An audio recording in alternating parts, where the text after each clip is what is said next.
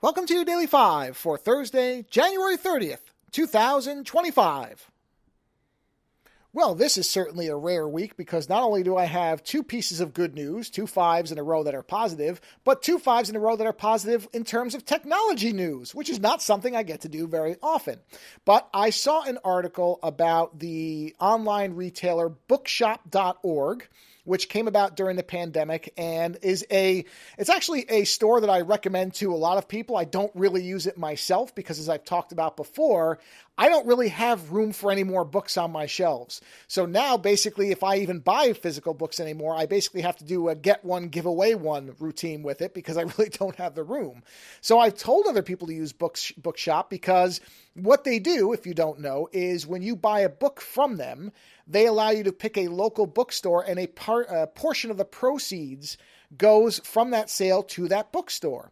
And as the Engadget article I'm going to link here says, many bookstores have credited Bookshop as the reason that they were able to stay around after the pandemic when, of course, people weren't going to bookstores. And in the post-pandemic world, people are just not generally going to stores as much in general. And the only thing that really has limited me from using them more is the fact that they didn't have an ebook option. Well, that is now changing. I was going to say is going to change, but it has changed where they are now adding ebook titles to their store. Now, at the moment, you have to use their app to read them on a tablet, on wherever, computer, a phone. And that's the only thing I would like to see, and I don't know if it's actually really feasible or not, is it would be great if I could read the ebooks on my Kindle, if I could download all the titles and then get them onto my Kindle through whatever means necessary. But I understand that I'm sure Amazon is really in no hurry to help what they would have to see as a competitor. But regardless, the fact that there are now ebooks available, I don't read much on my iPad. I definitely don't read on my phone. I know younger people do. So this is great because it's going to get a lot of people, because I see lots of people who read on their phone with no problem. I just can't do it. I'm past that age point. Plus it bothers my eyes. On the iPad, yeah, I could probably read for a little bit, but I can't read for as long as on my iPad as I do on my phone. For whatever reason, it just starts to bother my eyes. But that's a very specific me problem. I think that having an ebook option here can only tremendously help Bookshop, and I'm all for that. They point out that one of the things that was tough was if people wanted an ebook option, they basically had to tell them to go to Amazon. And a lot of people don't want to go to Amazon. In fact, you're going to be hearing from Lando about his problems with Amazon tomorrow. So get ready for that. It's going to be the opposite of a rose-colored show up front, I can promise you.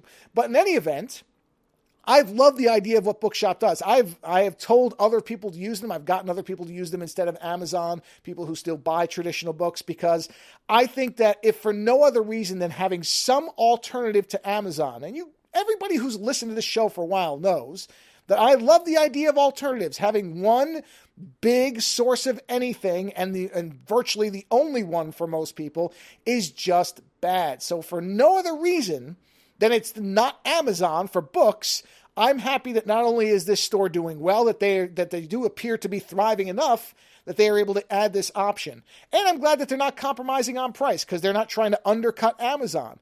I think, if you want to support places like this, then you're going to pay. I think they said that their prices are either close or only slightly more than Amazon. And people had said that they wouldn't be able to survive against Amazon to begin with. Well, obviously they have. It's 2025. They're doing pretty well. So, or at least well enough that they can expand a bit.